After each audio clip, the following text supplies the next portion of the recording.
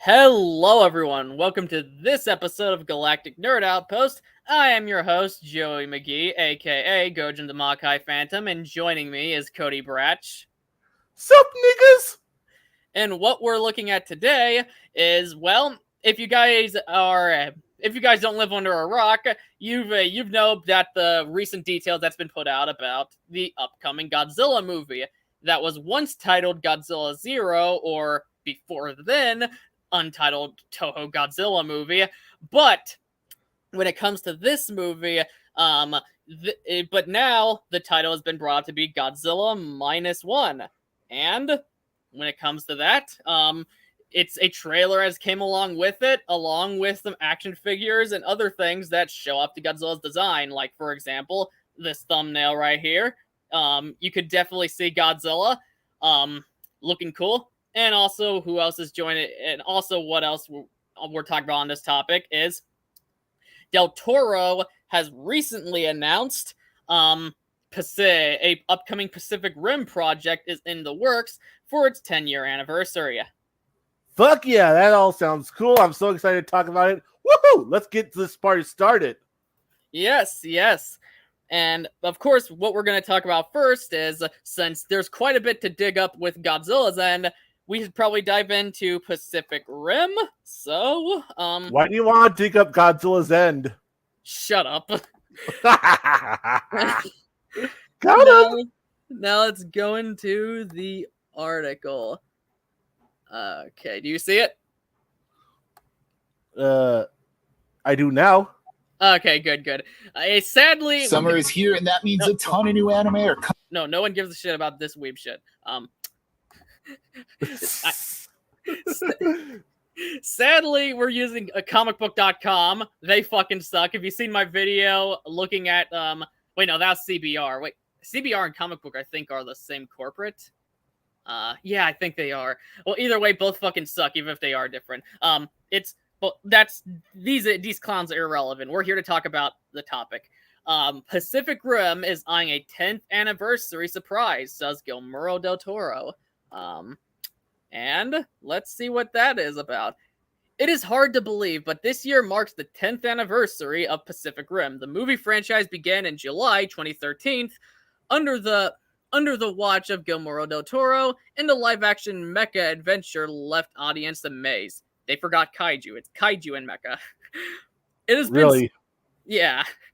It has been some time since we've heard from Pacific Rim in the wake of its 2018 sequel. So many have wondered whether its upcoming anniversary would pass unnoticed, but as it turns out, Pacific Rim is getting some sort of update. The news, when it comes to this, I'd say this is quite fair, because while the first movie of Pacific Rim was a box office disappointment, both in America and Japan, it was a financial success. Overall, it did well financially, worldwide. Second, the movie has gained a massive cult following, both in the United States and Japan. Like, Krampus, you had a Jaeger toy, the Flash, there's a Pacific Rim poster. Everyone knows what Pacific Rim is. Everyone basically seen it, and it's basically... And hell, you could argue it was Pacific Rim that popularized/normalized the use of the term kaiju here in America. Exactly. Like, Pacific Rim, while not being a big box office success in at least with general audiences. Yeah, amongst general audiences, yeah. But while not being a box office success here or in Japan, it has gained a massive cult following in both, because here's the thing, there's movies like Hercules with Dwayne Johnson. It's a good movie. It's not great, but it's a good movie. It was a box office success, but nobody remembers Hercules. But this movie was a disappointment, and The Thing was a box office flop.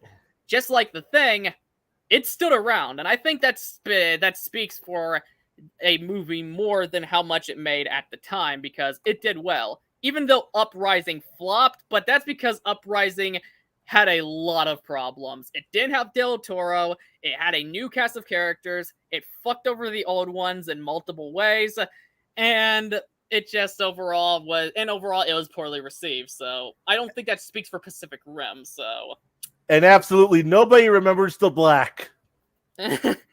I like Pacific Rim the Black, but yeah, it Hey, definitely. don't get me wrong. I like Pacific Rim the Black. It's, in my opinion, it's very, very underrated. It's just that nobody ever talked about it, and no one seemed hyped for it, even when it was on. And most of the people who did see it said it. Most of them just said it was meh. They're completely wrong, but what you gonna do?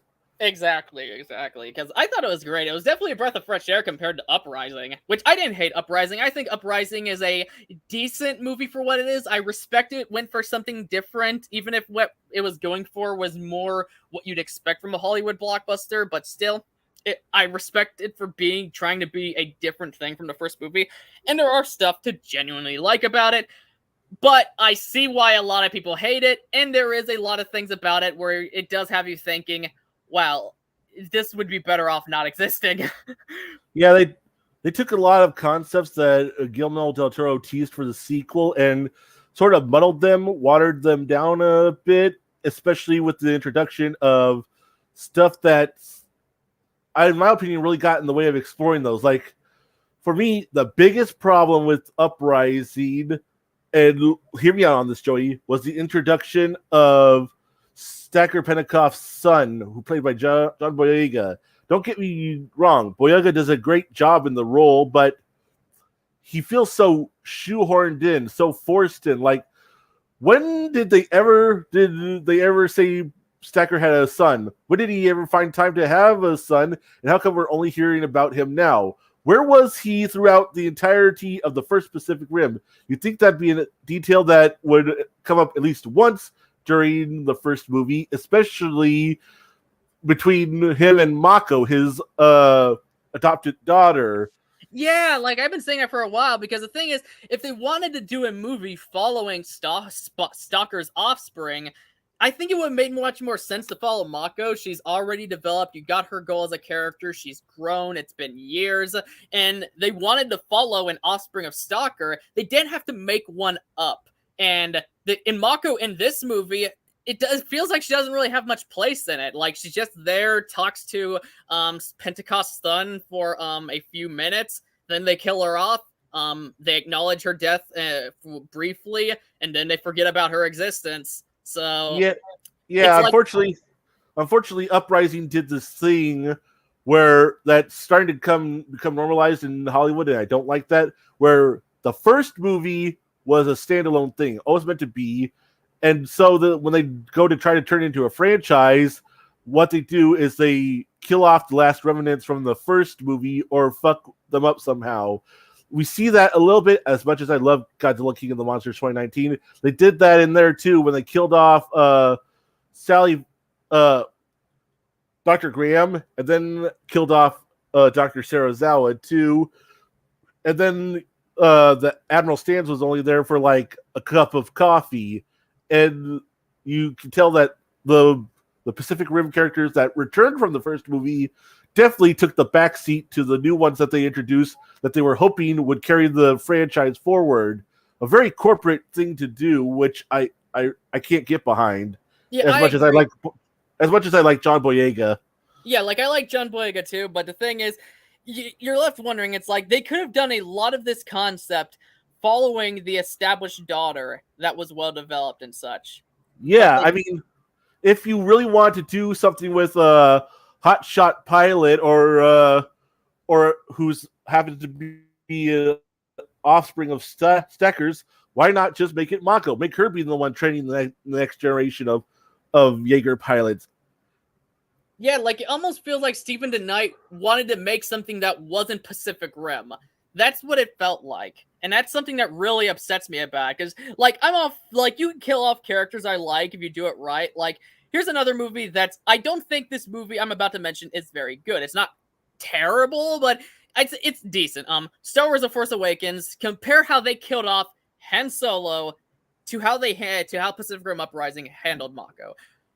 Force Awakens handled Han Solo a lot better than Uprising handled Mako, because you had a lot of time with Han Solo. He had a big part in the plot. He was in the movie throughout, and you had all this time to see how far he's come and how much impact his appearance had. And when he's killed off, there's a lot of emotion there, and he's not forgotten about after it's done. While Mako, she's just brought on for a few minutes, they kill her off, some emotion there for a brief bit, then she's forgotten about. Only one that seems to remember is John Boyega as an actor, because when you look at his facial expressions, as my friend Zimzilla told me, he looks angry when he's fighting the Jaegers. But the thing is, that's not on the writer. The writer forgot she existed. John Boyega didn't. So the one who gets praised there is John Boyega as an actor. But absolutely. Stephen DeKnight, no. And the writers, all of them. And that's the thing. Because like I said, I don't care for Star Wars The Force Awakens all that much. It's a fine movie, but I have no issue with how they handled Han Solo. They wanted to kill him off, and you know what? They did a good job with that. Well, I think a part of that, I think that if they could have kept him around for longer, they would. But Harrison Ford has been wanting to kill off Han Solo for so long because he hates being associated with Star Wars. He makes no bones about it. He doesn't care about it. The only reason he came back for The Force Awakens was A, they paid him a lot of money, and B, they promised that they could kill him off, which sort of ended up being a thing, ended up being an unintentional thing that started a trend.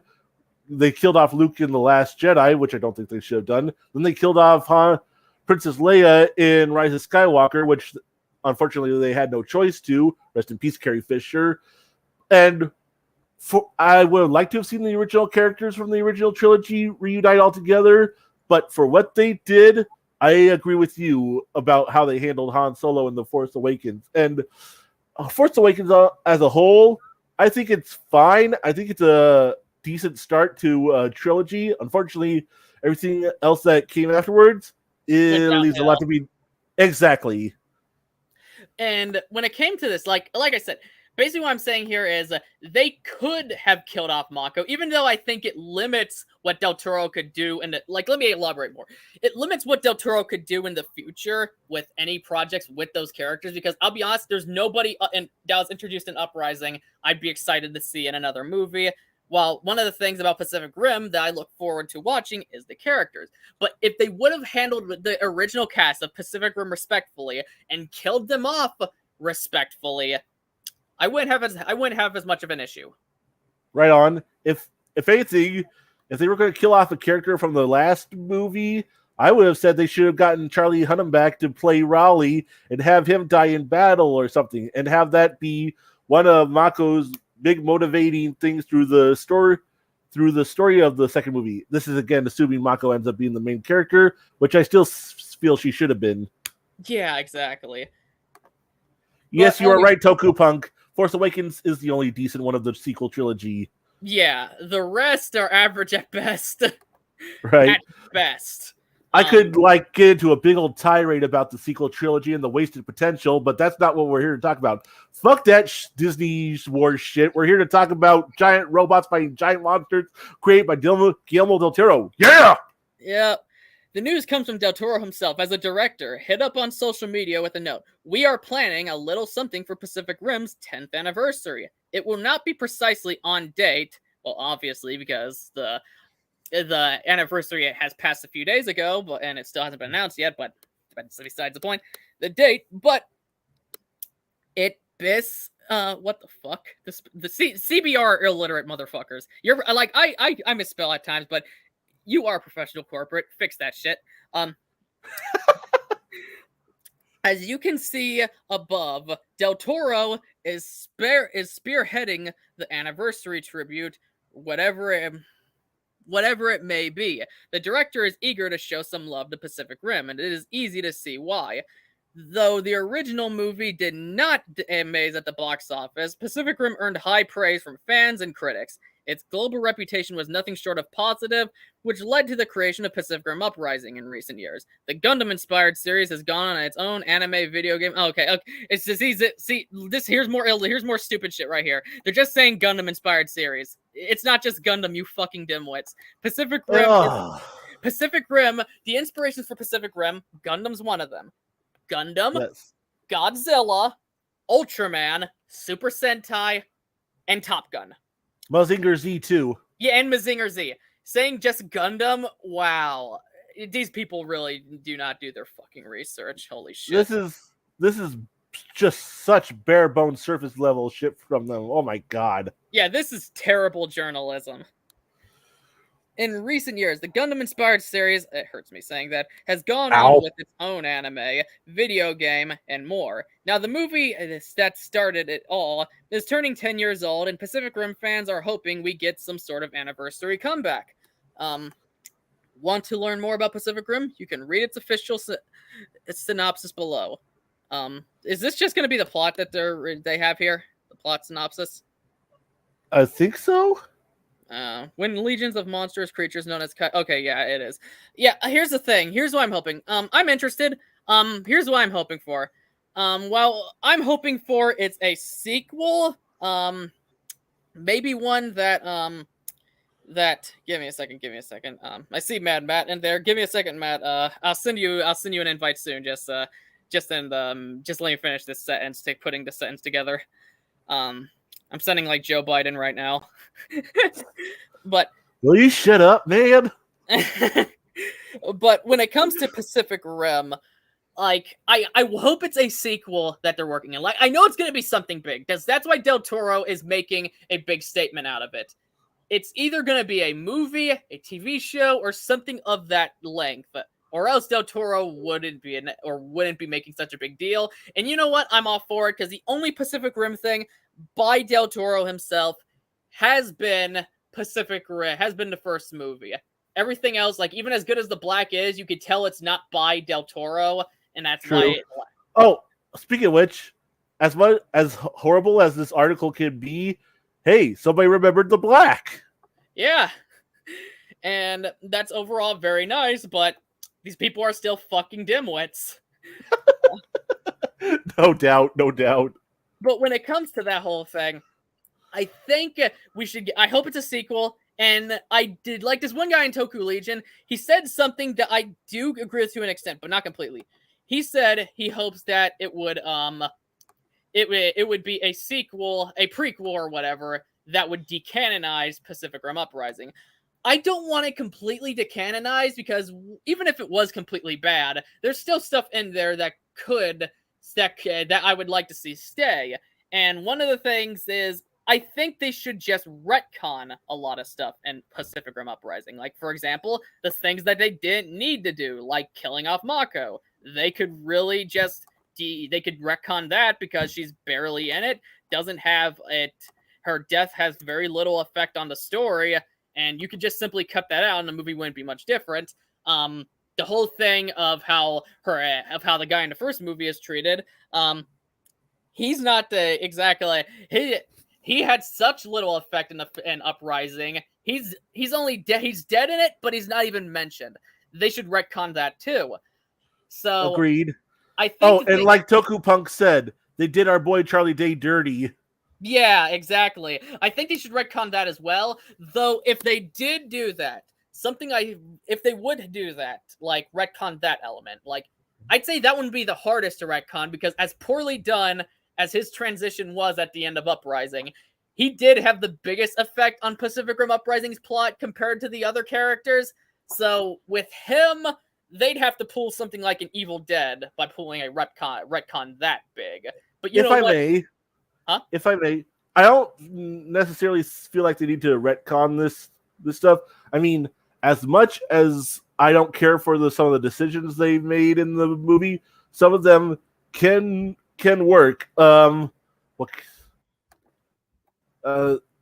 Punk's not going to like me for this. Newt turning into a villain, it could make sense if they explored and expanded upon it in further media. I mean, I get the gist of what they were trying to say, because he had drifted with the Kaiju brain so much, he had sort of grown an addiction to it, and it sort of infected his mind.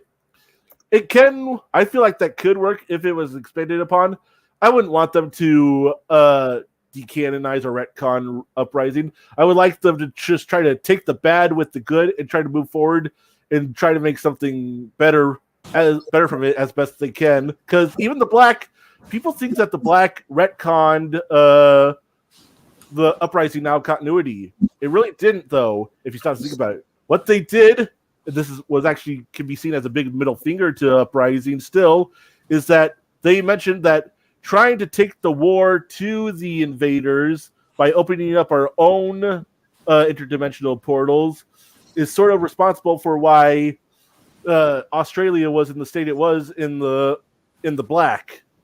Yeah, like when it comes to Pacific Rim Uprising, they could make something like Charlie Day's aspect work if they would further expand upon him, on him going bad. But I think in terms of characters like the leads in the first Pacific Rim, I think that's something I would rather them retcon because, like I said, there's nobody in Uprising I'd be really excited to follow because one of the things that makes Pacific Rim, the first movie, so impactful is its cast of characters are absolutely amazing, and I would love. I agree, dude. Yeah, and I would love. Can we also say that the CBR article fucking sucked? Like,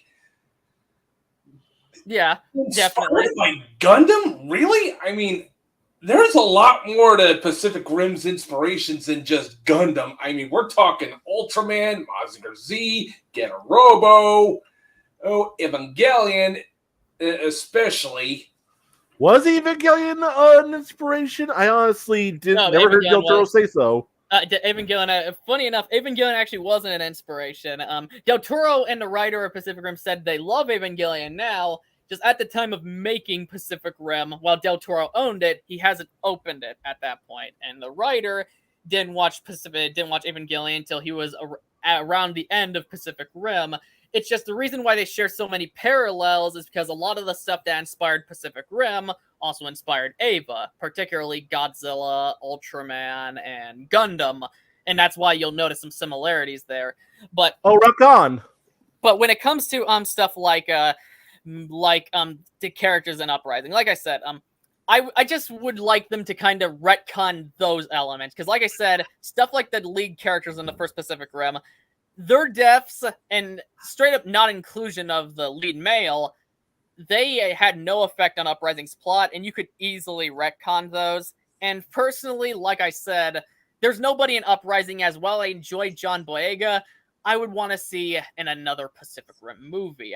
Well, like, let's say a new Pacific Rim movie was being announced by, what's his name, Guillermo del Toro, and it was starring... I can't believe you forgot his name, you dirty, rotten bastard.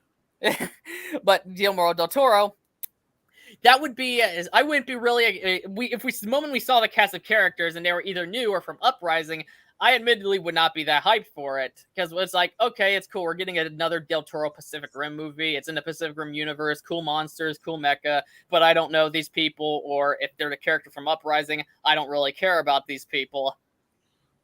I think the one thing that I would be fine with them retconning, because apparently Raleigh was supposed to have died between movies, but like you said, they never really mentioned it. I'd be fine with them retconning it and having him be like, he just wasn't there, he was over there somewhere, but then he came back over here, and now he's gonna be the one to lead the charge against the invaders for the new Pacific Rim movie. Again, assuming that's what this is. I personally would have loved him in a similar role as Tom Cruise in Top Gun Maverick, and being a bit of an instructor to the new generation.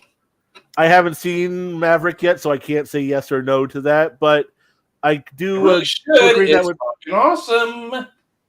Let Cody finish, bro. Anyways, Cody? Yeah, I agree. I'd be fine with him leading the next generation as well, because I think he could do that better than, say, John Boyega's character, and it would feel nearly as forced as having Stecker Petticoff's son suddenly magically appear out of thin air the way it did. So I see what you mean. I didn't even know Stacker Pentecost had a son. He didn't. They just magically made one for the sequel and acted like he was there all along, despite all the continuity problems that presents. Well, yeah, like I said, I don't want them to decanonize Uprising, but I think they should retcon elements that did have a major impact on the story. One of them being, how is his name pronounced again? I have trouble pronouncing his fucking name, the lead guy. Raleigh? Yeah, Raleigh, or whatever the fuck his name's pronounced. It's not like he's a bad character. He's a great character. But the thing is, I have trouble pronouncing his fucking name. I understand that. Yeah, he got him and Mako. he had no impact on the story. She had next to none and was treated insultingly. That's why it's like, I think they should retcon those elements because they're not big on Uprising story. If they were to retcon Charlie Day's elements, they would have to pull a Evil Dead and go massive in retconning. And you know what? I don't think that's something they have to do because, as you said, they could expand upon him as a villain. Or if they really want to sweep it under the rug, just say they put him in a room, tied him down, and do a whole lot of what's the word? Deprogramming, reprogramming. Basically, they'd have to brainwash him out of being, well, brainwashed, ironic enough, and make him back to who he was before Uprising. Yeah, exactly. But yeah, don't decanonize it. There's things that they could follow up on, but retcon stuff that doesn't neither. Because, like, even if you were to count the Black, like, Rally or whatever the fuck his name is, and Mako, they're not even mentioned in the Black. So it wouldn't be affecting anything in the Black and would change very little of Uprising. Right on. But Toku Punk said something that I think he might have meant as a joke earlier. So I'm going to make it a joke here. Say, let's be honest. What Guillermo del Toro is really referring to is a Lego set for Pacific Rim. Yeah. Okay. In terms of what the anniversary plan is, that would have been a lot funnier if I had explained myself better. No, it wouldn't have. I'm not funny. You're funny. I like a lot of your jokes, and so does the entire crew. Like, our dynamic's fun. But if there's something, but yeah, I hope it's either a sequel, a prequel, or anything of that nature. I know it's going to be something, or else, why would Del Toro be making such a big fuss about it? Like, right? Oh, I got a question for you. What if it ended up being just a 40-minute special for streaming, like for Netflix or something, sort of the way that Power Rangers reunion special was? How would you feel about that? I'll be honest, like, it would be cool, but from what I was expecting, I would be disappointed, because Pacific Rim, the first movie, is one of my favorite films ever made. Like, Hideo Kojima put it best. He called it the ultimate otaku film, because it's like a combination of all this Japanese nerd shit with one American thing in there being Top Gun. And it's just overall very well made and filled with heart. And I would love for something bigger. But you know what? That would be better than nothing if it would just be a short film. But, like, if they were able to make it work where that 40-some minutes is satisfying, I'd be accepting of it, Like, you can make 30 to 40 minutes work as a movie, but it's definitely hard. You got to make sure the story's simple enough, and you got to condense it properly without rushing through anything. Yeah, I can see that. I'm basically in the same boat as you are. I love the first Pacific Rim movie. I absolutely love it. It's one of my favorite movies too. Top 15. I saw it in theaters with my sister. Saw it in 3D. The minute I heard about it, I was hyped.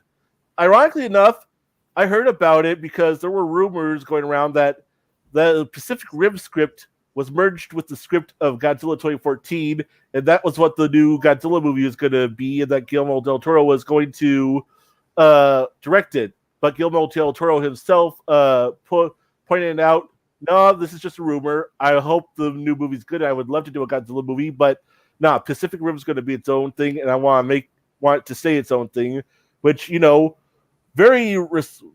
much respect. I respect him for wanting to do his own thing and follow his own vision. Yeah, his own original works. I agree with that. Though, if he made a Godzilla movie, it probably would be my favorite. Hey, of the MCU of the MonsterVerse. I definitely agree with Toku Punk Productions. Pacific Rim definitely curb stomps any MCU film ever, dude. But yeah, as I was saying, it would be my favorite MonsterVerse film if Del Toro was the direct one. I would still like a MonsterVerse crossover, TBH. I'm pretty sure we all would, Toku Punk. I'm sure we all would. Toku Punk also said, first Pacific Rim is one of my favorite films ever. Agreed wholeheartedly, 10 out of 10. Fuck Uprising. I agree to some degree, but I think overall there is a lot I can appreciate about Uprising, even though I bashed it a lot, because there's a lot of shit they fucked up on amazingly, but I give it a decent 6 out of 10, as I do like watching it once in a while, but still, I can see why a lot of people hate it, and many things about it rub me the wrong way too. Yeah, I can agree with that. And he said, love the Black. Yeah, both seasons of the Black are great. I gave them... Yeah, the Black is really good. Yeah, Yeah. don't sleep on the black people. Whoever's comes across this podcast later on in the future, give it a fair shot. It's really good in my opinion. Yeah, exactly. Like, it's a great show. It's not as great as No, it's way better than Uprising. It's not as great as the original, but it puts Uprising... But it's a breath of fresh air after Uprising. Right. But is that all we have to say about Pacific Rim? Hold on, I want to say something. I don't want Toku Punk to feel like he's being ignored since he's being a very good participant in the comment section, which thank you for that. He said, I would be hyped, TBH, probably talking about my suggestion of a 40-minute Netflix special. I'd be hyped so long as they did it right. I agree mostly with what Gojin said. Then he said, loved Once a Ranger. At first, I was jarred by it because I didn't know what to expect from Once a Ranger, but once I finally accepted it for what it was, I actually found myself really, really enjoying it. Even if there was some people missing from it that I wish could have been there. Rest in peace, Jason David Frank. Rest in peace, Tweet Trang. Once a Ranger, always a Ranger. Yeah. But let's take a look at the thing that everyone has been talking about. Oh boy, oh boy, oh boy, oh boy, oh boy. Oh, yeah. Okay.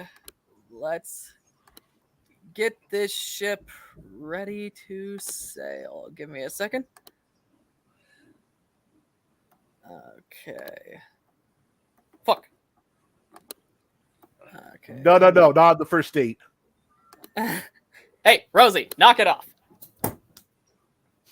Hey, quit it. Is Yeah, that your pet that's- name for Aaron?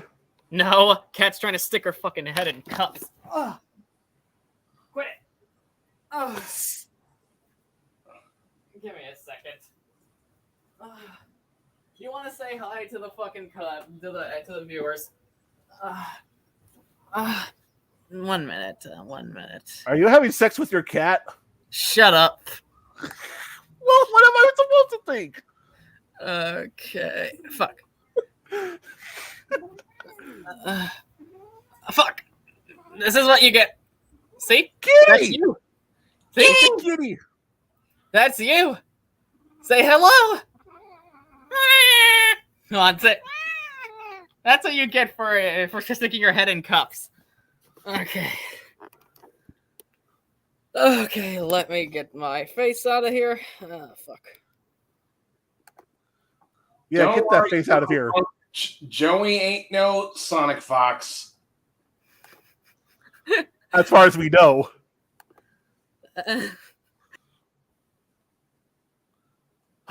He just appeared. Was my Sonic Fox comment that bad? I mean, it made him run away like a little bitch, so I guess so. You should be ashamed of yourself, Matt. Well, shit.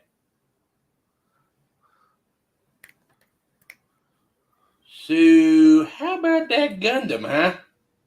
Yeah, with the toys and the flying through space and the hymen and the volume and the lighting. Okay, am I Yeah, back now? I am stoked for Armored Core 6 there, Tokupunk. Am I back now? You are back. Okay, good. Okay. Fuck. Let's take a look. And what we're looking at today now is this teaser to Godzilla -1. Oh, And- fucking yeah. Let's take a look. Tokupunk Production says, "How's cat pussy, Joey? Oh, eat a dick." Post-war Oh, I Japan bet you'd like that, wouldn't you, Joey? lost everything. Oh my gosh. Oh, my lordy bagodi. And from what I could tell here is definitely when you look at the rubble this definitely is giving some major Shin Godzilla vibes here, which granted that's also in the original movie, but I got a question for you, Joey. A lot of people have been speculating on whether what we've been seeing so far, well, for the most part in this teaser, is Godzilla destruction or leftover destruction from the Allied forces' invasion of America, which included the atomic bombs of Nagasaki and Hiroshima, but it also included a lot of smaller attacks, including smaller bombings on Tokyo. What do you think? Yeah, I'd say that definitely sounds about it, because like I said, what I'm expecting of this is a remake of the original Godzilla, and we'll get more into that as the teaser moves along, but this, but this shot right here, a part of me feels like after Godzilla's destruction in the original film, before it went to the hospital showing all the fucked up victims, you got this shot of all the rubble and the destruction Godzilla has done. A part of me feels like this is going to be that scene here. Oh, that could be. Yeah, this is going to be a modern day version of that. That's what I'm saying. That's the vibe I'm Yeah, getting. I'm pretty much hoping for that too, because I've actually been wanting to get into the 1954 Godzilla myself. What? You never watched the 54 Godzilla? Wait, what? Oh, sorry. What? My bad. Blasphemer! What the fuck? That movie's one of the best films ever made. I know, and he has blasphemed. I know, and I'm kicking myself for it, man. Bro. Cast him out. Yeah. Shun the blasphemer. I know. I know. I'm flagellating myself for it. I'm expecting a remake, and it's going to be kind of interesting considering just a few years ago we had a reimagining, and you have some people who don't know the difference between a remake and reimagining, and if this is a remake like I'm anticipating, what this is going to do is it would make a perfect example of this is what a reimagining is and this is what a remake is. It would show people the distinction, because Shin Godzilla is what the original film would have been if it was made in modern day with modern day issues, and of course a Godzilla that was big enough to handle modern Tokyo. This going back to the old days, seeing how it's going to probably follow the same cast, I don't know. This is going to be more like the original film done in modern day with some different approaches done to it, is what I'm guessing.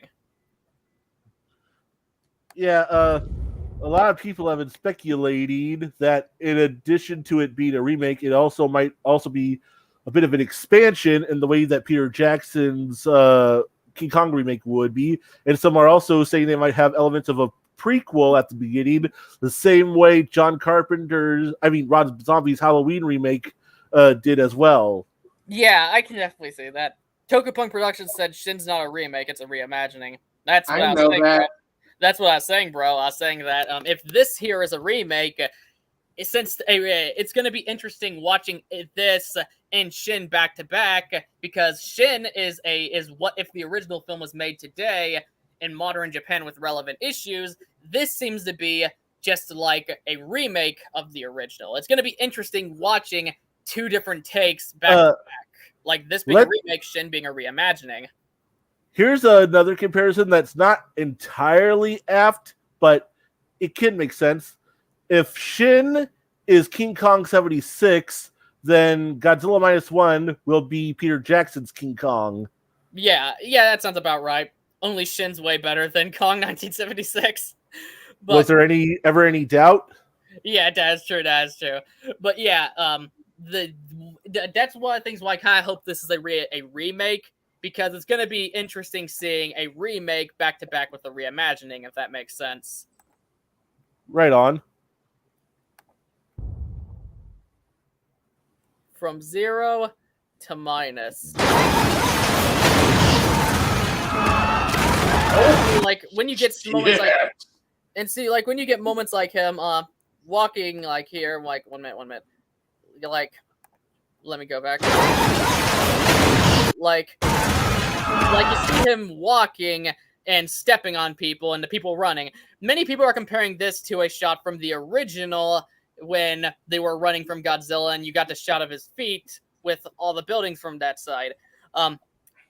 That's another reason why I think this is going to be a remake here. And you know what shot I'm referring to, right, Cody? I'm sorry, what? I was reading the comments.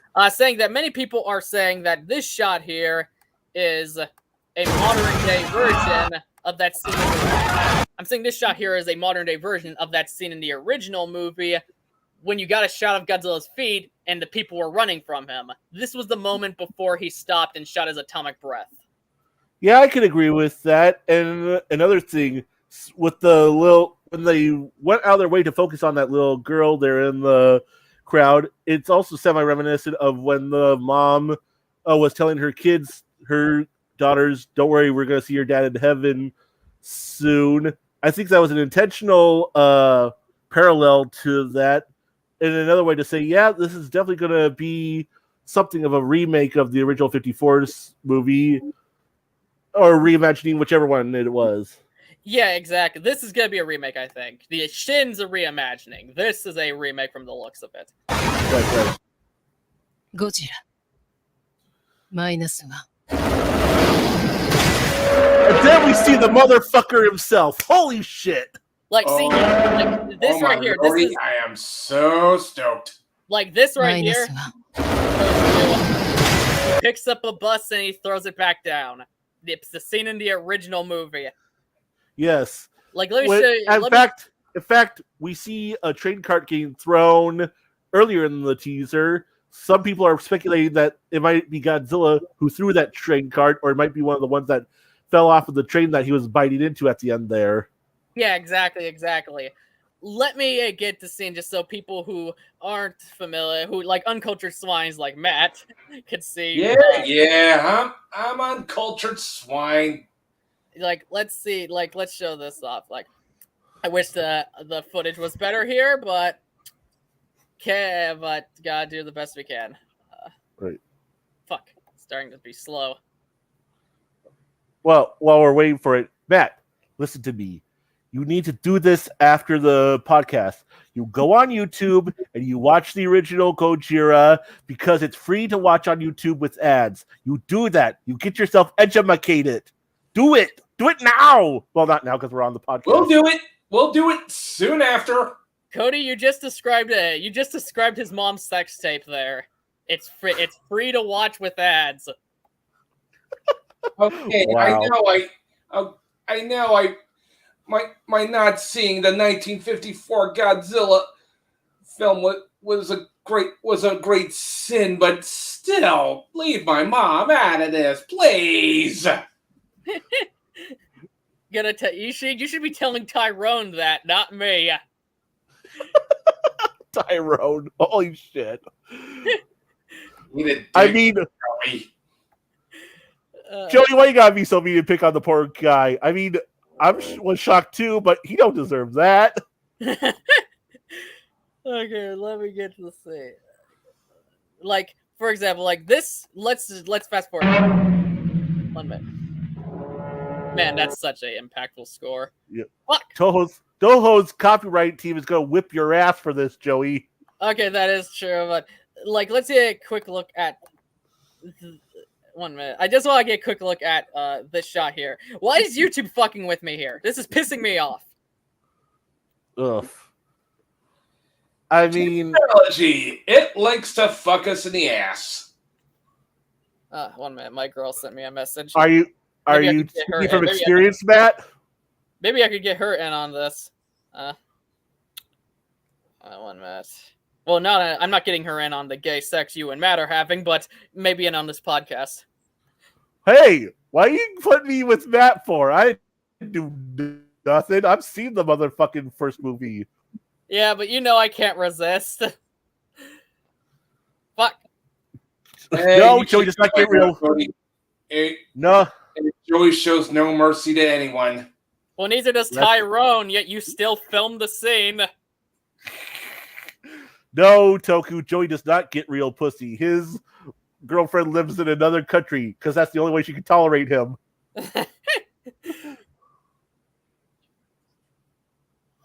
Okay. Sending her a message while this shit's happening. Fuck.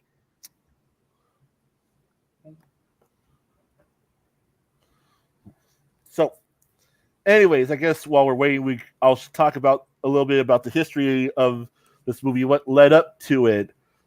Rumors started in the middle of last year in Japan that a director by the name of Takashi Yamazaki, what a powerful fucking name that is, was going to be working on a big blockbuster movie of some sort. Then there was it was confirmed with a casting call on the Godzilla Plus app when they were putting out a call for extras to be in this movie. Now, at the time, it was going by the working/filming title, Big Blockbuster Monster Movie.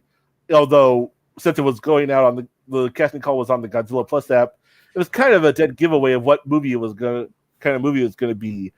But even then, the movie's title wasn't revealed until the 8-hour-long Godzilla Day stream that me and some of the other guys from the movie were first watched.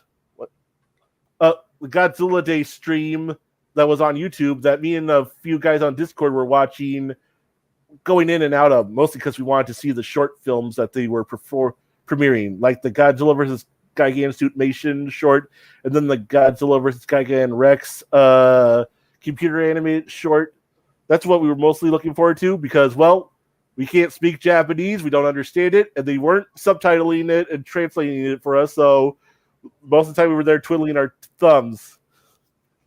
And so they didn't reveal much about the movie when they first announced it at Godzilla Day. They only announced that it was coming out November 3rd for Godzilla's 69th anniversary. Nice. And then and that it wouldn't be a sequel to Shin Godzilla, which inadvertently led to confusion later on, which we'll talk about in a bit. But right after the announcement, there was a bunch of rumors / leaks put online about what was going to be in the movie, what it's going to be about, whether it was going to be a remake, a reimagining, an expansion, and whether there was going to be 2 Godzillas in it, whether Serizawa is going to be the number one main character this time around as opposed to being part of an ensemble. Nothing was for sure. And then,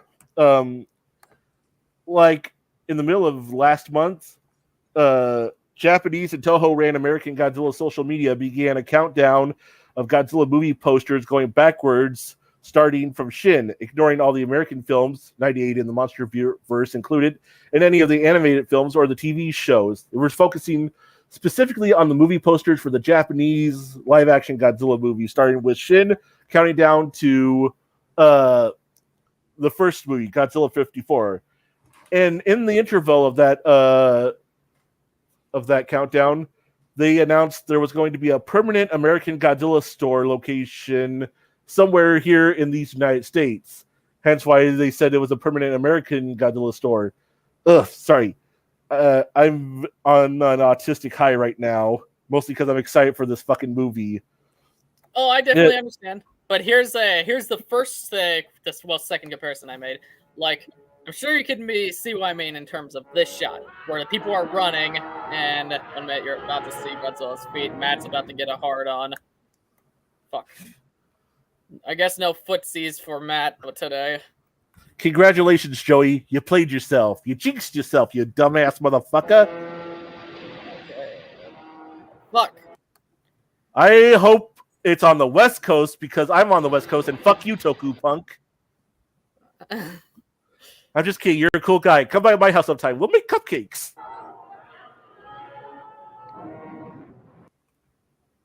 Oh, fuck that. We're going to the train scene, the iconic train scene. Well, while you're doing that, I'll continue on. The countdown finally culminated in the first tease of the movie's title. Now, one of the rumors / leaks going around was that the title of the movie was going to be Godzilla Zero or Godzilla Year Zero.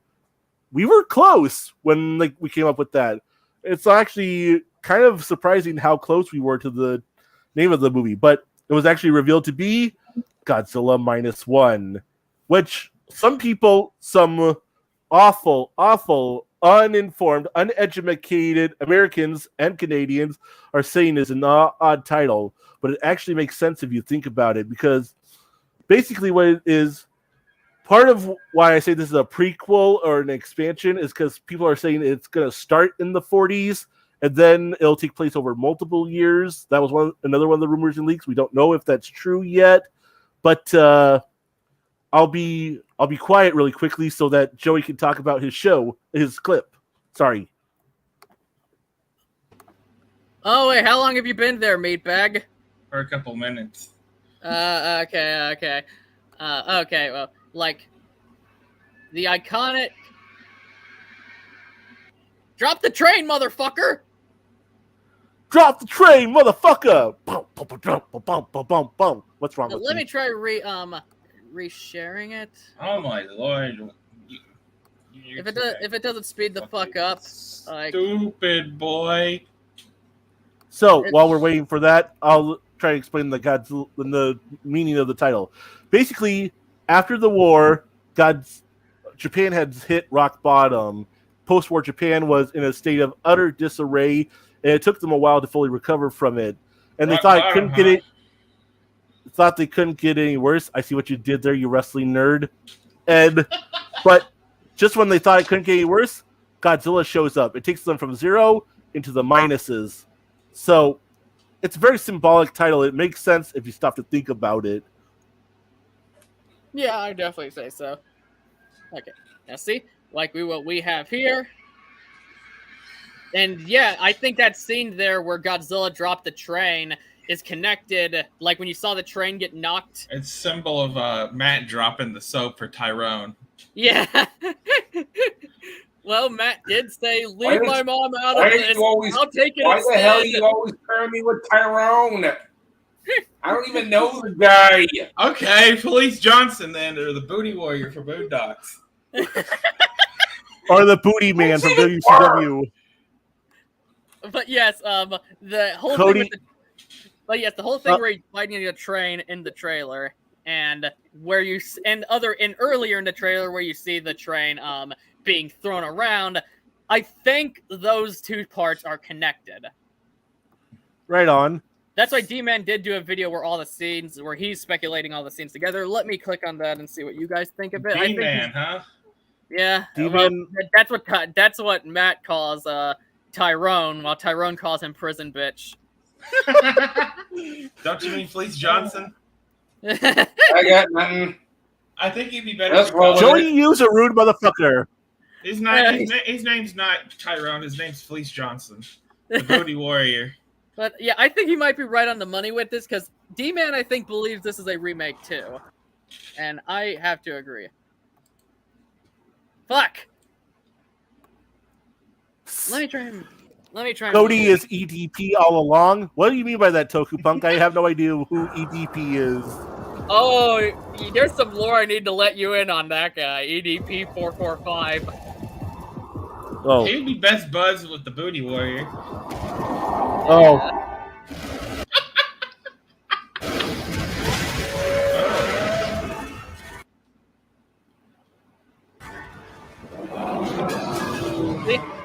No, Like, that's even hot. Real hot. Like, see, Watching even Godzilla D-Man, destroy shit like that. Oh, that's hot right there.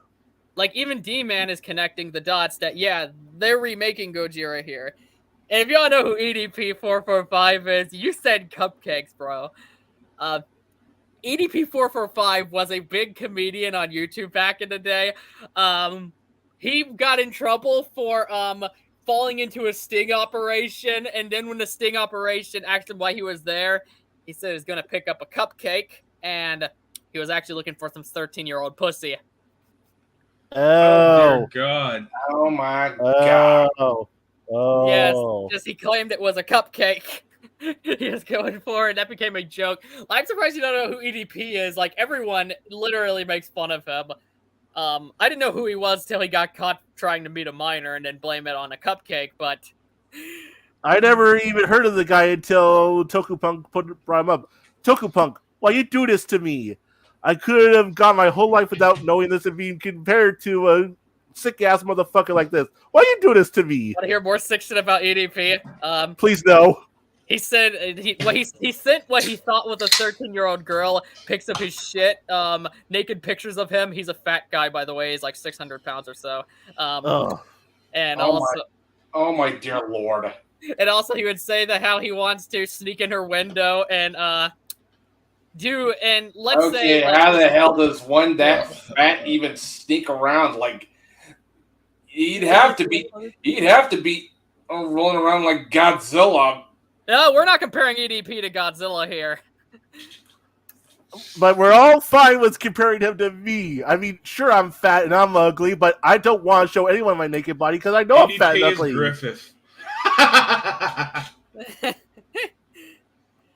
Tokupoke said EDP is Griffith. I don't want to live on this world anymore. I never wanted to live in. Don't mind if I join ya. But yeah, I personally think it's a remake. Let's see if I can get this to play without the lag. I don't think it's gonna happen.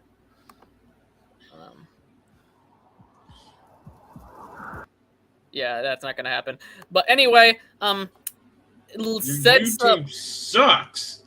It does. But there's more that has been brought up about this Godzilla, and it's not just the trailer, but more pictures have been leaked, just like Mad Matt's mom. And that would have been a lot funnier if you weren't stumbling over your words. He was too busy thinking about his time with the Booty Warrior. Got him. Ooh, Joey. well, I mean, I don't want in my ass what's already been stuffed up yours like a Thanksgiving turkey. Projection at its finest, people. Where's my popcorn? Let's see a better look at this Godzilla. Like, there's been a lot of things that's brought up, like better looks of him, and let's get an image of it up. We're about to watch somebody fap. Like, you got this pic right here, but there is Oh more. my! Oh my dear lordy. There is more. The fapping begins. Yeah. And then there's Oh this. my! Now that's sexy. I'm getting major Heisei vibes here, and I like that. You know, Yeah, everyone I'm keeps on saying that. Some serious Heisei mixed with some Millennium vibes. Yeah, I can see that too. You know, everyone keeps saying that. I think that actually, with the exception of 98, Joey, you see intentionally dropped the soap for this Godzilla. I think that with the exception of 98, you can see a lot of. You can see glimpses of all past Godzilla designs in this if you look close enough. Okay, not all of them, but a lot of them. Like, yeah, it does share similarity with the Heisei design and the Millennium design and the Goji design, but it also has a little bit in common with the Shin design and even the original 54 design, which no surprise there considering the fact that this is a 54 remake, or at least most likely. And also, it's based off of a design from the 2007 movie, if you all remember, OS 2 on Sunset 3rd Street, whatever it's called. And that design, which was the movie was directed by the same guy who's directing Godzilla -1. He wanted that Godzilla moment in there, where Godzilla made a cameo appearance in that movie, because he is a big Godzilla fan. He makes no bones about it. He's made it abundantly clear ahead of time that he was a Godzilla fan. Oh yeah, definitely. Like, we'll get onto that more soon on how the evolution of his incarnation basically went. But these are the Monster Arts figures of him, and that's why I think, like, for example, like right here, how he's proportioned overall just gives more of a Heisei look out of most for me. And the dorsal fins being the same color as his body, having I guess some 2014 there, being the same color as his both the dorsal fins being the same color as his body. And then there's this. And the head shape. The head shape makes me think of 93 in specific. If I may be specific, with that pose right there in that picture, it's even clearer that this Godzilla design evolved out of that original Sunset on 3rd Street 2 Godzilla design, because there's a shot in it where Godzilla's making basically the same pose, and you could just tell from this, if you were to silhouette them together, you're like, oh yeah, this definitely came from that. It's basically like the caveman, the caveman walk evolutionary cycle thing, where you go from monkey to caveman to normal human. You could probably do that with these 3 Godzilla designs. And yes, I did say 3 for a reason, which we'll talk about in a little bit, but I'm sorry for interrupting you. No, that's perfectly fine. Tokopong Productions said people say it's the same look as the ride, and Toho is lazy. I think that's bullshit. You're like, yeah, it is. No, hear me out on the whole lazy thing. On the whole lazy thing, that's bullshit. Calling them lazy, because in this regard, I see it more as Toho has been kind of testing waters, seeing what fans would want, as they haven't been allowed to do a live-action Godzilla property till after GVK. So with these short films, they wanted to kind of test what people wanted. And then you have Yamazaki, who's kind of been developing this for years with Sunset on 3rd Street to the ride to on this. And let's take a look at Sunset on 3rd Street to show what I mean about that. Because, yeah, it's definitely like an evolution. I think a part of this is Yamazaki. I think calling that lazy just isn't fair, because to me, I think it finally puts the design to use. Because while it is cool in that ride/short film, and it's cool as a cameo in Always Sunset on 3rd Street, it still isn't put to use in its full potential. And that's why I think it's a good thing this is being put to use. Yeah, and if I may chime in for just a minute, I want to say that lazy argument is complete and utter bullshit. I don't get people like that. The Heisei era basically stuck with the same Godzilla design throughout the whole series except for 85, with minor changes here and there. The same thing with the Monsterverse so far. Godzilla 2014, the design has been changed since then, but not by much. Very small modifications, and several of the Showa movies also reuse the same suits too, like Destroy All Monsters up to Gigan, Megalon up to Terror of Mechagodzilla. That whole lazy argument is complete and utter bullshit. And besides, it's not the same design as the ride. It is close, but it has been modified since its use in the ride short video. The spines, do I need to say more? Mm-hmm. Exactly. Like, I feel like Yamazaki has been kind of developing this incarnation for years with his plans to actually put it to use. And now he's finally going to, because first we got this. 1 minute. This is gay. Well, if anyone know what's gay, it's definitely you. Can one of you guys share your screen and I'll accept it? Here, I'll do the best I can. Here, I'll try it. Thank you, because this is starting to get under my skin. Giggity. Junior Livingstone said, "Yo, hey, how are ya? Welcome to the podcast, bro."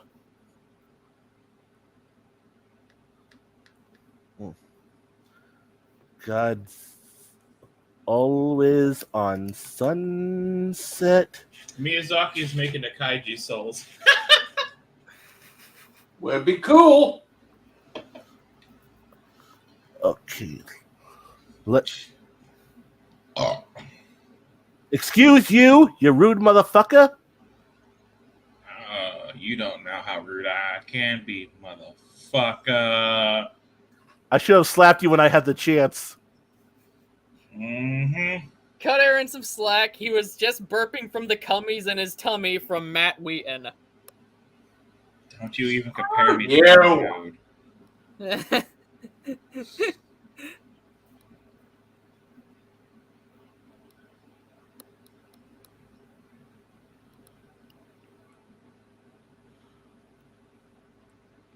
Tokopunk Productions said, "Beat my meat." Were you at the corner helping while Matt was filming his mom get filmed banging Tyrone? Ew. Probably right beside Matt. Ew. Can you see it fine? Yeah, just have to add to stream. Now, unpause it. Oh, sons. Okay.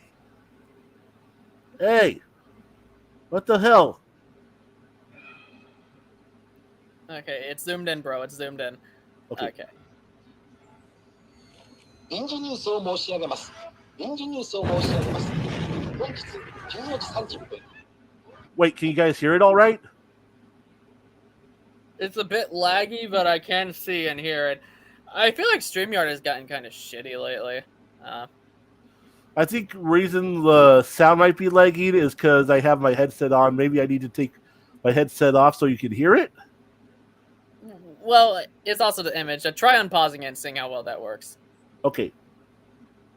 保険は竹島桟橋付近から上陸した巨大生物は浜松町を縦断し Like it's working better than it would on my end. 進行中であります付近の地は立ち今人でただいま港区北側の横断にお願いします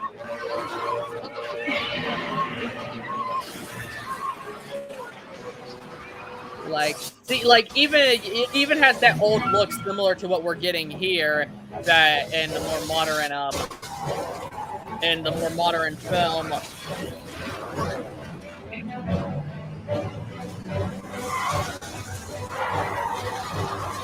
Now, because anyone else getting similar vibes of how this has a more period piece feel to it? Yes. Like, this feels like this scene put to full use. That's what it feels like.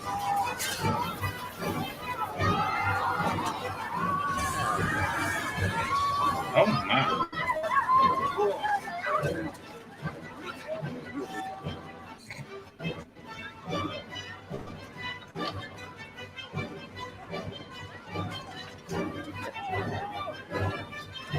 Now we're about to see Godzilla himself. See, you even got the rubble. Like, this definitely feels like a prototype of what Miyazaki was planning to do later. Why the bro? Dude's going Super Saiyan.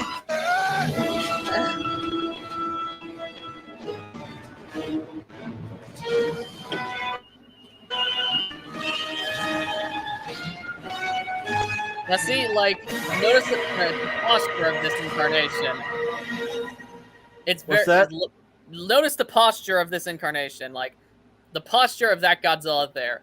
Notice how it's very similar to the posture of what we're getting now and in that short film. Has similar proportions to his body and everything, yeah. Exactly, exactly. This definitely feels like the prototype for what Miyazaki was wanting to make back in a old period piece. The design that what we're getting now that was evolved into the short film, and anything along those lines. There are also a lot of stylistic similarities with the cinematography and whatnot, and the framing. The long takes, the destruction going on, the brown tones as opposed to gray saturation, and all that is also present in the -1 teaser. Yeah, exactly. And everything about this feels like a prototype for what he was wanting to make later.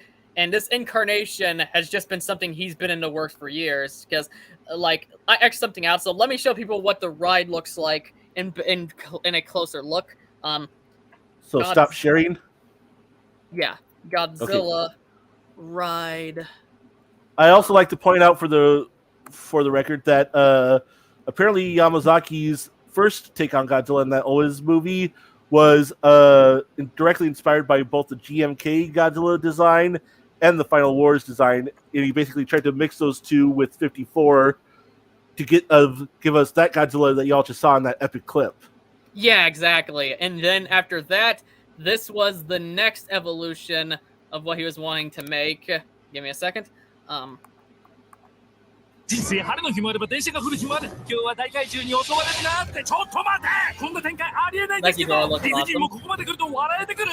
どうなりっぱなしのスリル体験。こちらだぜ。As you can tell, like, this isn't the same exact thing we got in the upcoming movie, but like you could definitely tell it was a further developed form of what we got in that last film.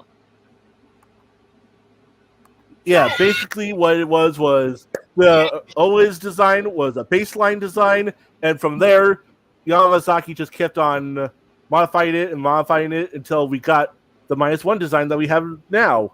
Yeah, and here, let me give a little theory here.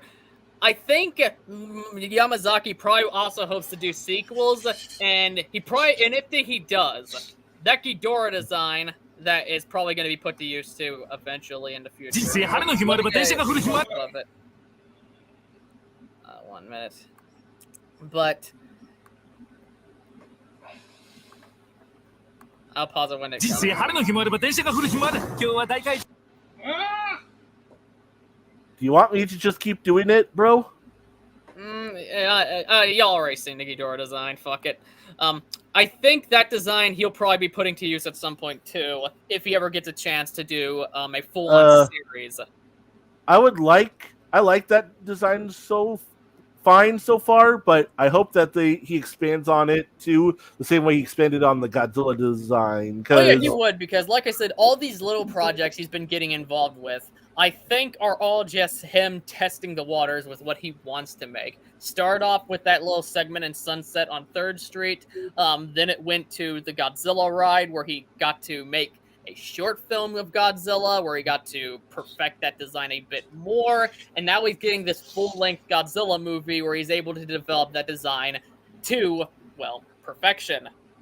Right. And I would like to point something else out. How I talked about the stylistic similarities between Always and the -1 teaser. You see some of those here too. The grays are a little bit more saturated in the coloring of the short video, but it's still a very big long action take with a lot of destruction, a very similar design.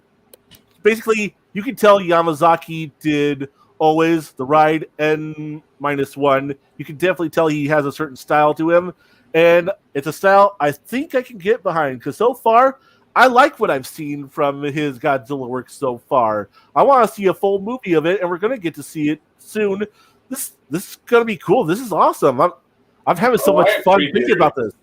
Oh yeah, when it comes to Yamazaki, I expected it to kind of be awesome, because while I haven't seen any of Yamazaki's work, he has been advertised as a very beloved director from Japan. He's considered to be masterful, and that's why Toho got him, is because he's a very highly praised director. And I have heard of a lot of the works he did, like he did the live-action movies to Parasite the Maximum. He did Lupin the Third, the first. He also did the Space Battleship Yamato movie, which a lot of people like. And he did. Oh yeah, I absolutely love that version of Space Battleship Yamato. I mean, that's one of my favorite. That's one of my favorite tokusatsu films of all time. He also did, of course, what else? He also did, of course, the Sunset on 3rd Street, the Sunset on 3rd Street trilogy, which I heard are also great. Now, again, Takashi Yamazaki made a lot of live-action adaptations of manga, and anime fans never bring him up despite being a heavily acclaimed director for it, because Sunset on 3rd Street, those are live-action adaptations of a scene in manga. Battleship Yamato, that's based on a manga. But Gojin, only anime, and anime adaptations don't work. I hate those people so bad. And then you have Parasite the Maximum, which is also considered really good. It's just like, I don't know, anime fans are such fucking idiots a lot of the time. They are. Oh, yeah, tell me, I'd like to. You damn right. And considering I'm an anime fan, that really gives me a major aneurysm. I would like to say something before you continue on, Gojin. 2 somethings, actually. Sorry for interrupting. 1, I know that the movies don't have anything to do with Godzilla outside of that one scene, but I still want to see the Always movies because, A, I want to get a look at some of Yamazaki's other work, and 2, it honestly seems like something I could get into just from the style of it, the cinematography, the performance, the setting. It honestly looks like something I could enjoy despite, having very limited to almost no Godzilla still. Oh yeah, I heard they're really good drama movies. Like, they're actually considered masterpieces. And that's why I want to give them a watch in a couple days, actually, because, like, they're drama movies. And I'm quite a fan of drama movies when they are well told, because they can have a very strong effect on the emotion and tell really good stories. And they can tell really good stories on the human condition, too. Yeah, exactly. They can be actually some of the most impactful movies you could watch, and I've heard the Always Sunset movies do a great job with that. And they're very popular to the point that they out-populared the manga. Like, right on. And they also out-populared the anime series, because there was an anime series in the early 90s based off that manga. Nobody fucking remembers that. I've never heard of it. I never even heard of the manga. I only heard about the movies. It goes on the list of many of live-action adaptations that got more popular than the films, but live-action adaptations, man! The other thing I want to say, Yamazaki's just not a fan of the Japanese Godzilla stuff. He's also a big fan of the MonsterVerse too. He's made no bones about it, and you can see it in the ride actually, because before Godzilla and Ghidorah have a fight that takes some cues from the final fight of King of the Monsters, it also has Ghidorah fighting Rodan like they did in King of the Monsters. Yamazaki seems to really enjoy King of the Monsters, which I respect you, bro. You a G.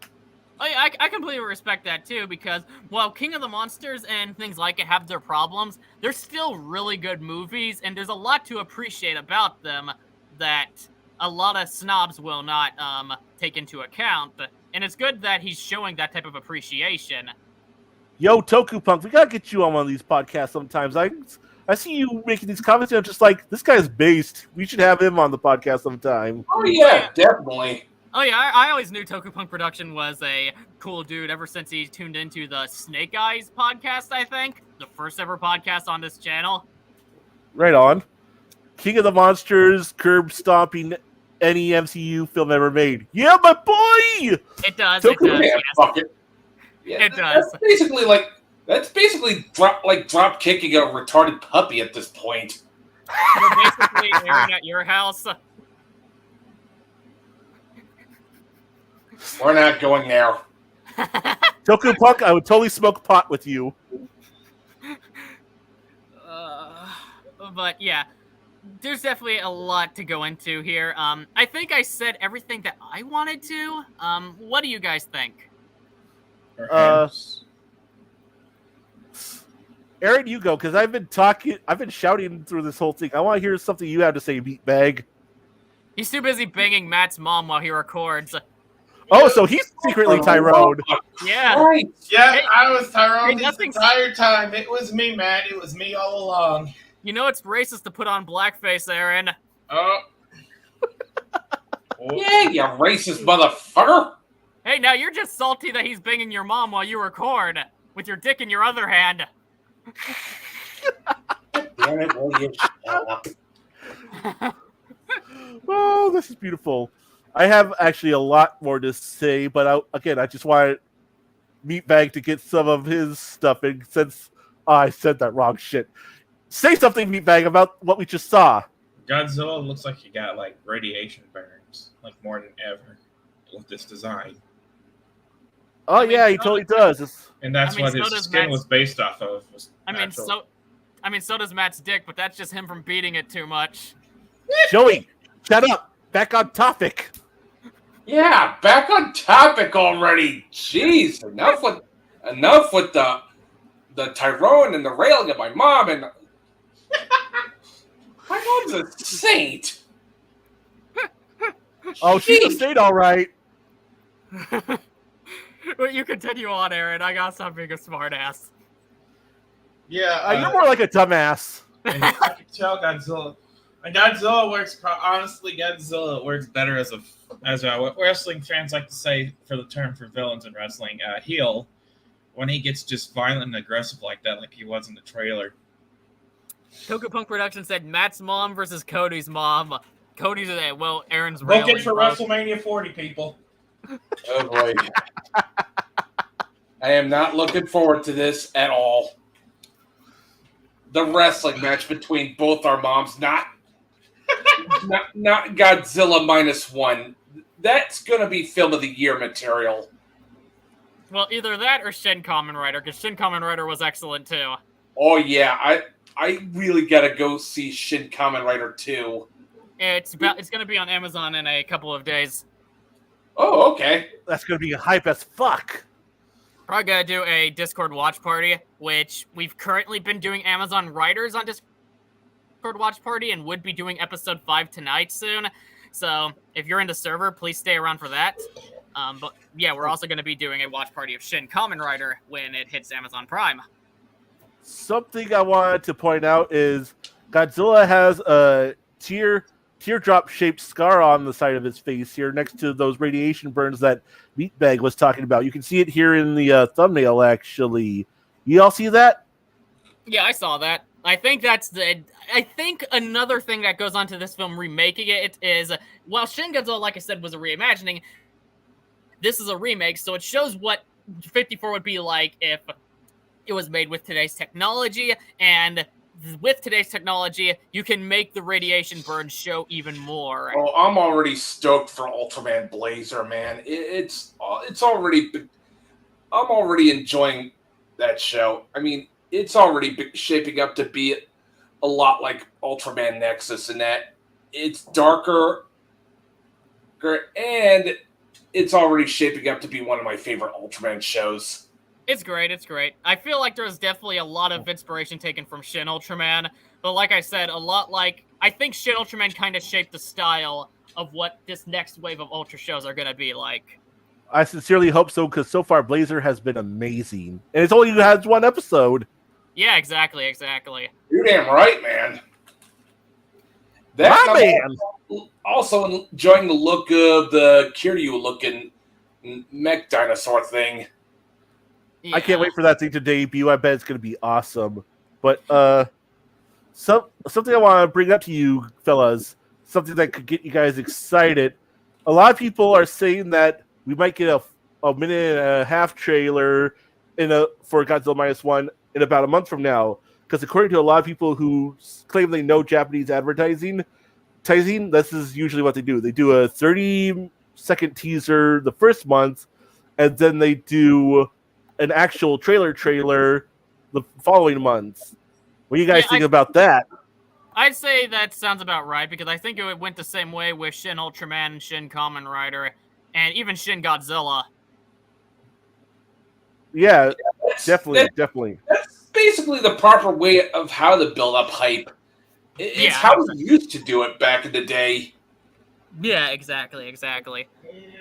I kind of wish they would go back to that, because I kind of think they blow their load a little too much on trailers. Because, it seems like the people who cut the trailers now don't know how to show a trailer without giving away every single thing that happens in the movie.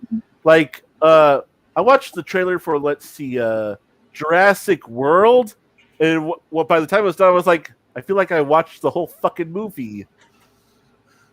So, I'd say calm your tits with the very spoilerly trailers, people. Seriously. I completely agree with that.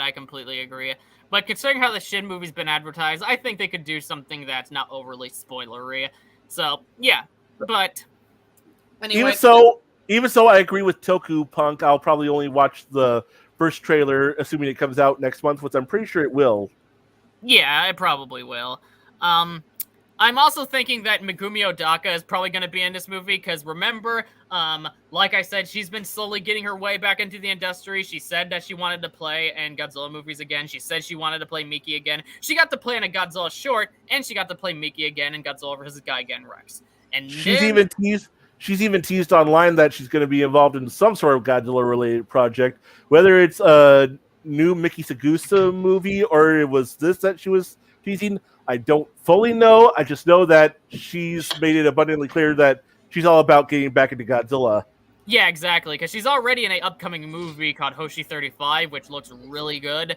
And I think after that tease, I think and hope this is going to be the next Godzilla film she's in, because they haven't shown the cast for this movie off yet, so there is a good chance that she might be in it. And if so, excellent, because couldn't have said it better myself. I agree, and that's the thing. If they get her back, like Shin got Akira Imoto and other iconic people back, that would be great, because she's getting her way back into the acting scene. And you know what? Good for her. I love Megumi Odaka. So yeah, and if she's in another short, that's fine. Like, I'll enjoy it. It was cool seeing her back in the Godzilla vs. Gigan Rex short, but I admittedly would be disappointed, because it's like that. You can be in so much more. You're already in a full-length movie coming now called Hoshi 35. Come in a full-length Godzilla film again. You don't have to be Miki. Just return as an actress. Your presence and your performance will be more than enough. Right on. A lot of people have been saying that they think this new Godzilla movie is going to end up being sort of a horror movie. Yeah. What do you guys think about that? I think so too, because when you look in the trailer, there's a big emphasis put on when he's stepping on the people getting crushed, and the very dark tone. And it's being advertised as being as dark as the original movie. And the original movie was a horror drama movie. And like I said, this seems to be a remake of that. So yeah, I think this is going to be a horror drama, a lot like the original film. Like his action scenes, while we'll have some excitement there because, well, it's Godzilla, I think there's going to be a bigger focus on tension and tragedy, a lot like the original film. Right on. They're basically gonna, at least what it looks like in this movie. So from this teaser so far, they're gonna make Godzilla a kaiju-sized slasher, Michael Myers if he were a kaiju, so to speak, because it seems like he's really going after them. The people, I mean, it's not that they're just there. It's like he's looking around at them and he's like, "Fuck you guys! I'm gonna kill every last one of you." Exactly. Shit about your kids. Tokubunk Productions said, "This is gonna be the darkest Xmas film since Eyes Wide Shut." Or Black Christmas. Yeah. That's racist. Your Or face is Bad racist. Santa. It's only racist if we're talking about that sex scene match shooting of you with his mother, since you're being Tyrone. Enough with that. Enough with that joke already. Sheesh. It will never die. Once Joey has a joke that he likes a lot, he'll keep on just raping it until it begs him to stop. Well, that sounds a lot like Matt begging Aaron. See what I mean? But anyways, something special. The reason Tokupunk keeps on referring to it as a Christmas movie. Christmas came early this year for us Godzilla and Kaiju and Tokusatsu fans, because this movie, in addition to having a release on November 3rd in Japan to celebrate Godzilla's 69th anniversary, nice, it's also going to be released on December 1st in America, in American theaters. Holy shit, that's cool. And I already know I'm going to see it. I went to see Shin Kamen Rider, had one of the best theatrical experiences in my life. I went to see Godzilla King of the Monsters, one of the best theatrical experiences in my life. Godzilla vs. Kong I went to see, and while I enjoyed the theatrical experience, it wasn't my first time seeing Godzilla vs. Kong, so my theatrical experience wasn't as impactful as King of the Monsters, but still. It's going to be nice seeing this on the screen, because now it's another foreign film, it's a Godzilla movie, and if it's incredible, that shit's going to be great.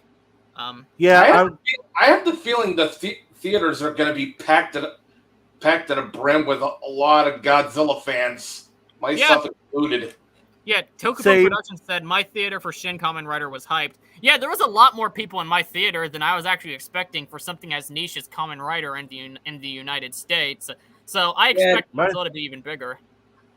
Right on. What can I say? This is a movie I'm definitely going to go see in theaters, even if I have to go alone, because if you all remember on a previous podcast, I said usually there has to be an incentive to go out to the theater to see it besides just the movie itself. But Aaron and I both agreed on that podcast that unless it's a Godzilla movie, then we'll gladly go see it because it's fucking Godzilla.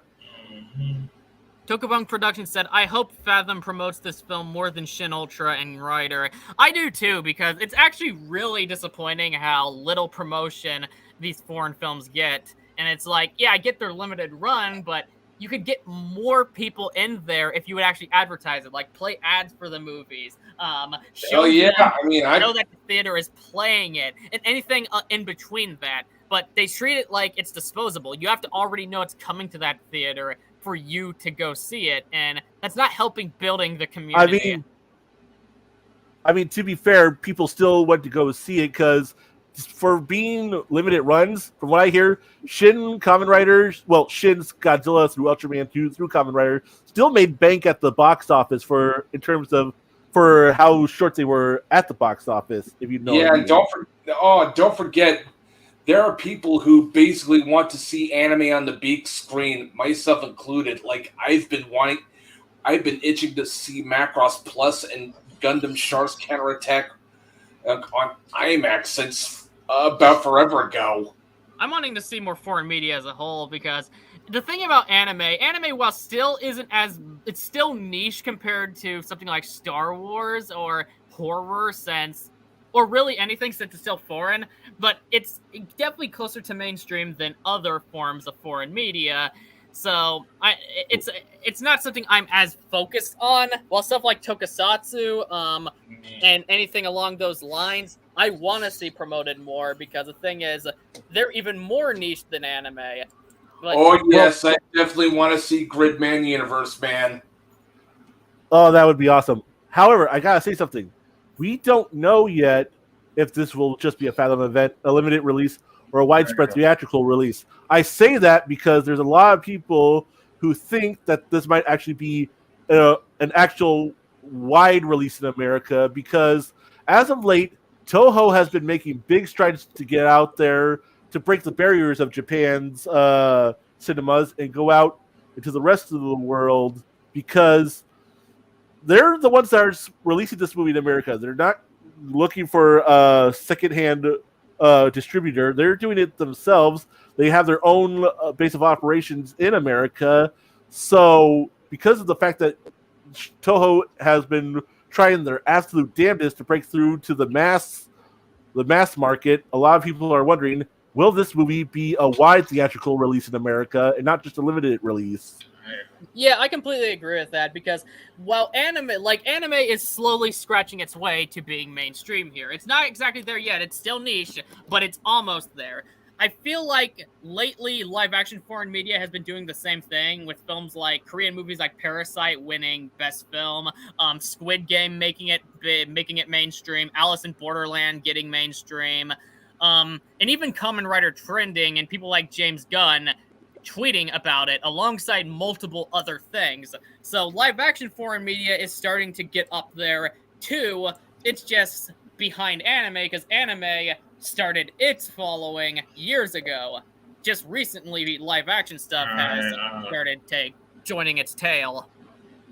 I'm gonna head out, guys. Okay. Well, we'll probably be out soon too. So. All right. Y'all take care.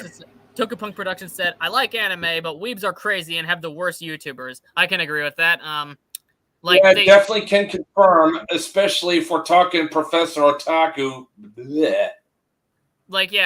Anime, they just don't realize that they're just movies or TV shows. Anime isn't special.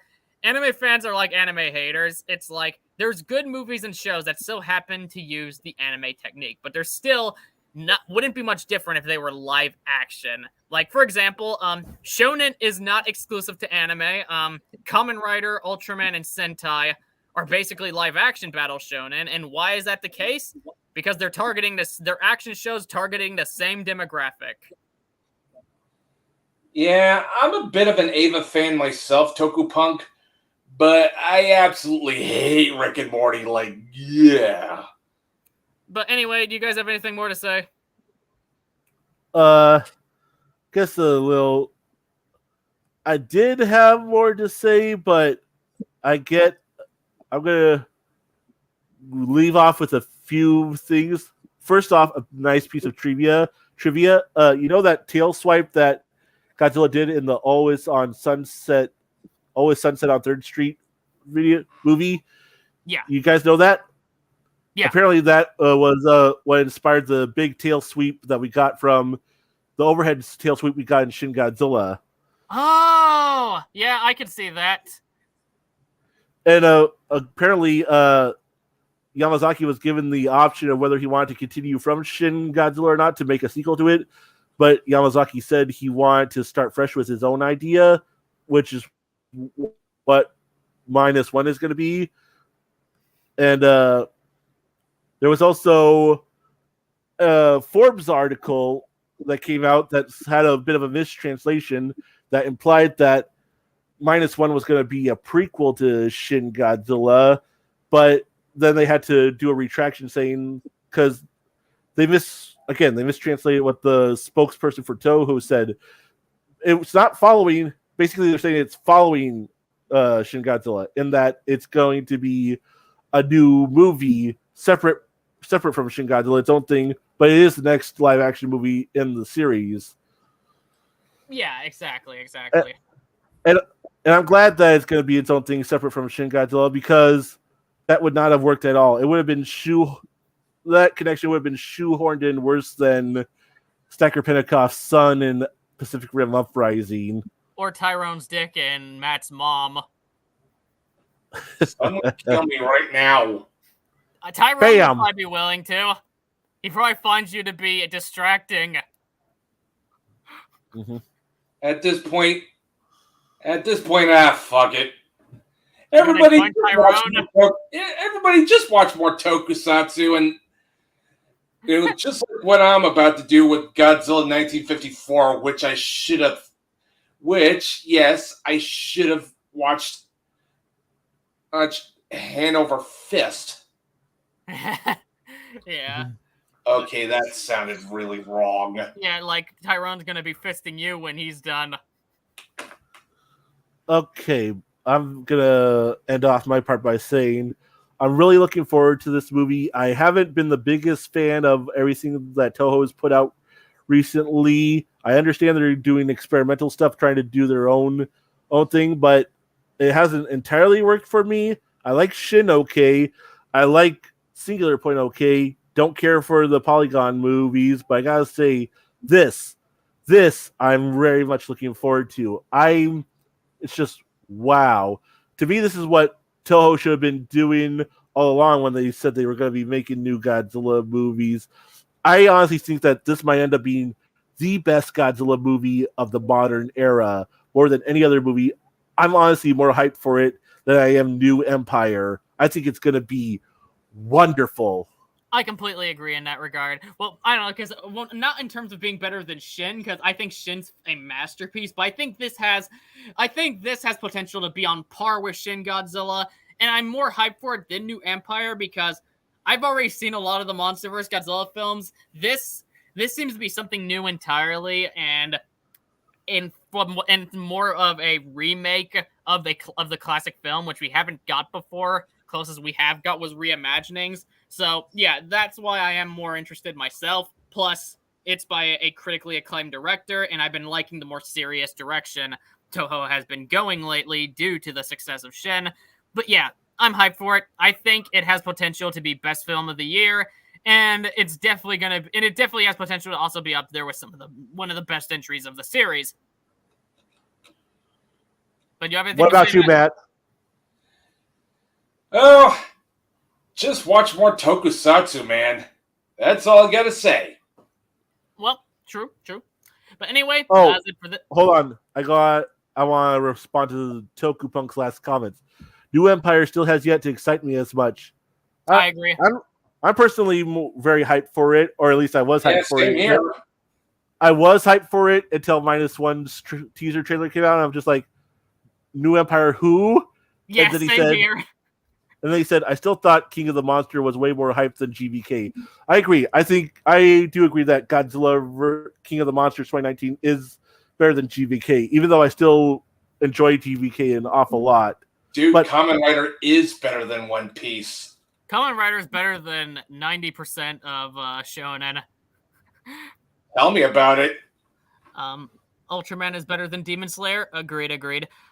Too damn hard. Hey, Demon Slayer is awesome. You all shut your fucking mouths. Oh, Demon Slayer is good. Don't get me wrong. Demon Slayer is good, but it still ain't no Ultraman, dude. Hey, let's just all agree that Godzilla -1 is probably going to end up being better than all that shit. Definitely. But okay, anyway, yeah, definitely going to agree with that one. But that was it for this episode. Please comment your thoughts down below. And if you enjoyed it, smash that like button, share it around, and subscribe. Please check me out on social media, especially the Discord server.